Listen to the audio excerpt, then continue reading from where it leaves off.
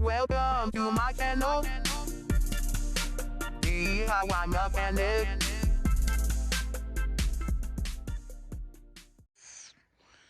All right, you're doing HID on your Chrysler Town and Country. This will apply for any Dodge car. So you put your HID, you put your ballast and everything. And then as soon as you turn the car on, the HID, the lights, they're gonna start flashing. All right, so what that means, the power that the car provides is not strong enough to light up the ballast. And I'm using 55-watt ballast. So what you're gonna need a relay. I'm gonna put the link so you can buy yourself one of these relay. And this is really easy to install. So one end is gonna come. So wherever the battery is, if your battery is on this side, you're gonna have the relay on that side, wherever the battery is. So in my case, it's on the driver's side. So I'm gonna keep the relay here, and I'm gonna run this all the way to the other light. This is gonna fit my passenger light. Then I'm gonna have a fuse right here. So this fuse is gonna be connected straight to the battery power, and then another ground straight to the battery right there. Now, if that doesn't work and still they flickering when you put it on gear, now the way you can find out for sure if everything is good to go, you gotta turn the car on and you gotta put it on gear and put it on auto right here, the switch. You gotta put it on auto and turn the car off and turn the car on. That way you know for sure you got it clean install, and the customer is not gonna come back and say the lights are not working. So if that doesn't work, then you need another little part right here. It's called cancellator switch relay, I think it is, if I'm not mistaken. But I'll put the link for this as well. So this one, you put it straight from the power coming out of the car. So this is just an extension that I'm using. So this is the power connect to that extension. Then that extension comes and it comes straight to the cancellator right there. Okay, it's called anti-flicker cancellator, something like that. But I'll put the link so you know for sure.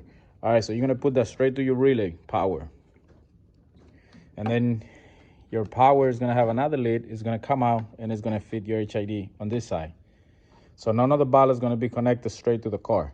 So all the power is gonna run through the relay, through these, and the fuse, and then it's gonna be good.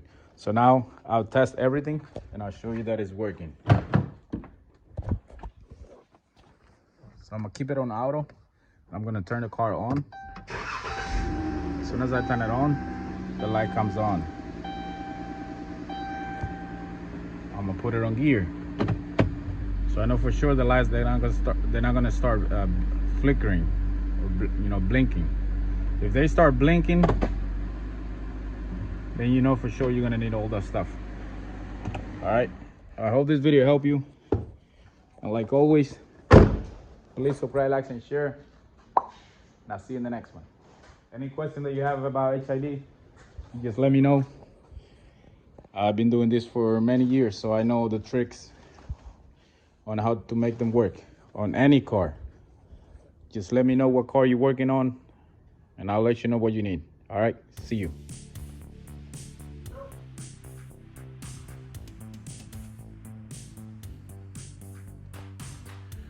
All right, so let me go over on how you're gonna install a couple stuff and some tip. All right, so whenever you installing the HID ballast, do not glue it to the battery.